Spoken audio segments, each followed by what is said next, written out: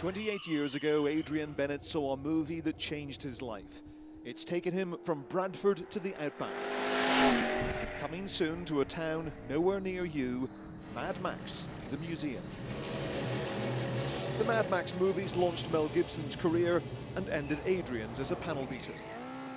From the opening credits of the first film to the closing credits of Mad Max 2, my jaw was on the floor and I was just blown away by what I'd seen, and that really got me into it then, and I was really kind of just obsessed with finding out more and more about the film. He sold up and this year brought his family to Silverton, where the second movie was made. He built replicas of the cars in the film, including this Interceptor. People wave and take pictures and they may come up the side of you with the video camera. It's just a great feeling. They expect an Aussie to be driving the car, but not a Yorkshireman.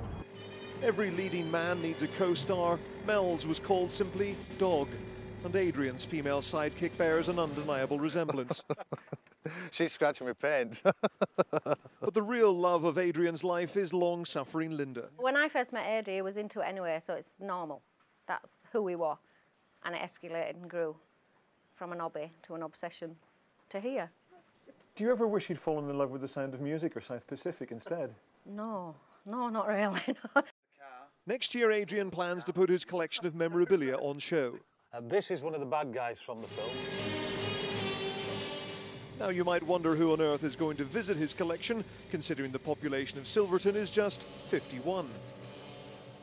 Well, believe it or not, more than 100,000 people come here every year to enjoy the scenery and to take in where so many films and TV commercials have been made.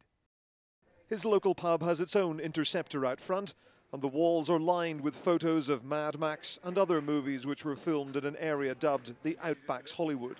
So the locals have embraced his idea. Lives and breathes Mad Max. It's actually hard to hold a conversation with him if it's not related to Mad Max one way or another, you know. So I think he's that passionate about it, he'll fulfil his dream for sure. And to add to the momentum, the director of the trilogy, George Miller, has just confirmed that there will be a fourth Mad Max film, and it'll be shot in Silverton next year. Considering the movie is set in the future when petrol is scarce, it was fitting that Adrian should run out of fuel for another of his vehicles, and had to siphon some from his Interceptor. He did get it going, just in time to scare off one of the locals. This might all seem like a mad idea, but one Yorkshireman is living life to the max. Ian Woods, Sky News, Silverton, New South Wales.